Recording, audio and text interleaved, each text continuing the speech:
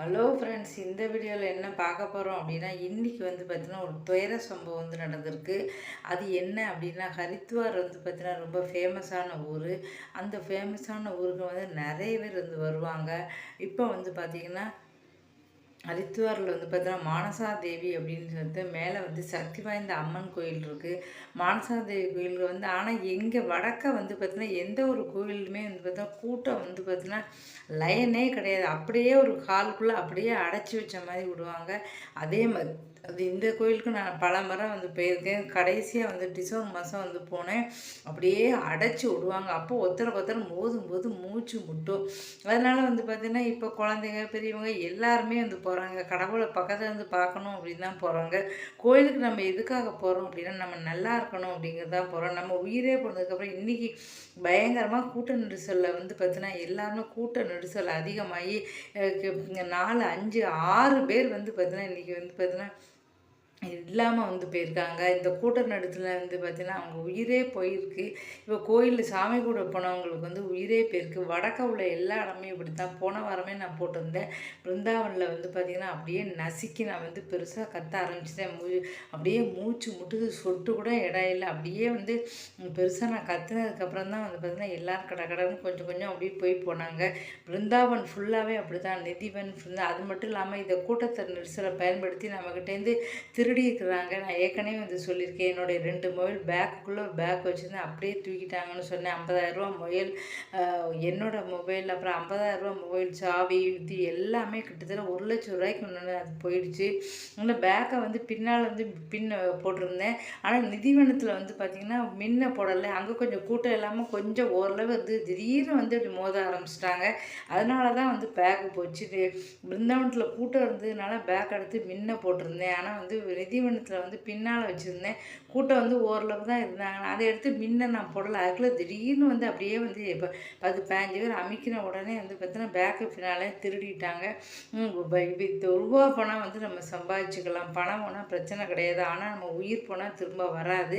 ஞாபகம் வச்சுக்கோங்க. அதே மாதிரி போன வருஷமும் வந்து பார்த்திங்கன்னா மதுராவில் வந்து ஹோலி சமயத்தில் ஒரு பெரிய ஹால் மாதிரி இங்கே வச்சுருக்காங்க. அப்படியே விட்றாங்க. இதுதான் ஒரு சின்ன லைன் மாதிரி வந்து கட்டி ஊட்டிக்கிறேன். எவ்வளோ கூட்டம்னாலும் வரிசையாக வந்து ஒருத்தராக வந்து கும்பிட்டுட்டு அப்படியே வெளியில் போயிடலாம். எந்த பிரச்சனையும் கிடையாது. ஆனால் இங்கே மதுரா, பிருந்தாவன், அதுக்கப்புறம் இங்கெல்லாம் எப்படி அப்படின்னா ஒரு பெரிய ஹால் மாதிரி இருக்குது. அந்த ஹாலில் அப்படியே நம்ம வந்து பார்த்திங்கன்னா அப்போ கூட்டத்தை அப்படியே மேலும் விட்றாங்க. அப்படியே நசுக்கி தள்ளுறாங்க. அதுதான் வந்து ஒரு பிரச்சனை. அங்கே போனோடனே மதுராலேயும் அப்படி தான். போன வருஷம் வந்து 10 பேர் ஹோலிக்காக வந்து இறந்து போனாங்க. இப்போ வந்து பார்த்தீங்கன்னா பிருந்தாவனத்துலேயும் வந்து பார்த்தீங்கன்னா இப்படி வந்து நசுக்கிறாங்க. இன்றைக்கி வந்து ஹரித்வாரில் மானசா தேவியில் துயர சம்பவம் நடந்திருக்கு. 6 பேர் இருக்காங்க. அதே மாதிரி ஜம்முலேயும் வந்து இதேமாரி நடந்திருக்கு.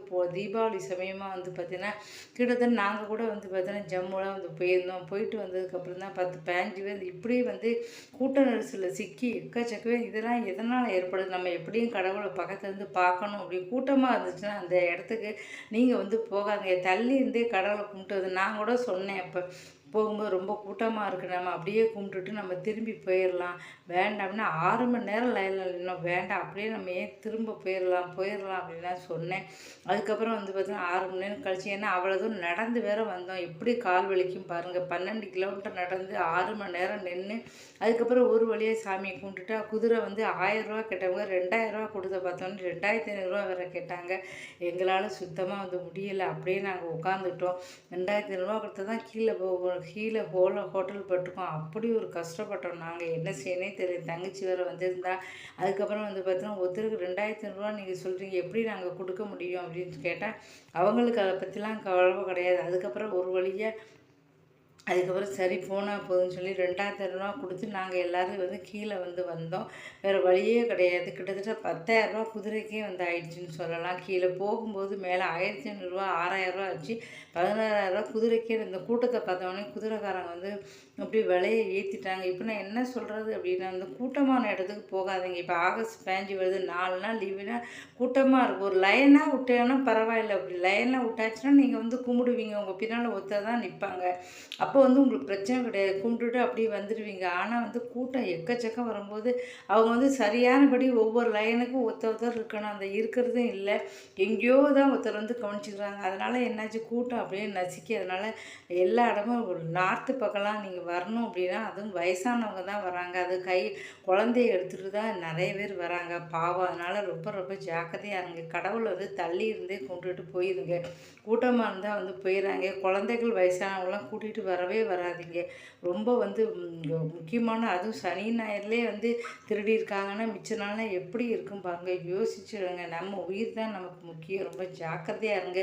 திருப்பதி கூட வரத்துக்கு வந்து பார்த்திங்கன்னா லைன் விட்டுருப்பாங்க. ஆனால் கடைசியில் வந்து பார்த்திங்கன்னா அந்த ஃப்ரீ டிக்கெட்டையும் இதையும் சேர்த்து விட்ருவாங்க. அந்த இடத்துல அப்படியே நசுக்கி தள்ளுவாங்க. போன தடவை நான் கத்திட்டேன், என்னால் முடியலை அப்படின்னு சொல்லிட்டு மூச்சு முட்டி என்னால் கத்திட்டேன். அந்த அளவு நசுக்கி அதுக்கப்புறம் உள்ளே வந்து நம்ம லைனில் வந்து போகிறோம். அதுக்கப்புறம் வந்து பார்த்திங்கன்னா சாமியை கூப்பிட்டு திருப்பி வந்து பார்த்திங்கன்னா அந்த இடத்துல வந்து கூட்டத்தில் அப்படியே நசுக்கி தான் நம்ம வர வேண்டியிருக்கும். அப்போ வந்து பார்த்திங்கன்னா முடியாதவங்களுக்குலாம் நிறைய பேர் வந்து பார்த்திங்கன்னா மயக்கமாக வருதுன்னு ஓரமாக வந்து நிற்கிறாங்க. இந்த மாதிரி வந்து சாமியை நம்ம ஒரு தடவை கும்பிட்டா போதும். கூட்டமான இடத்துல ரொம்ப ரொம்ப ஜாக்கிரதையாக இருங்க. இந்த வீடியோ பிடிச்சா மறக்காமல் சேனலை சப்ஸ்கிரைப் பண்ணி நன்றி.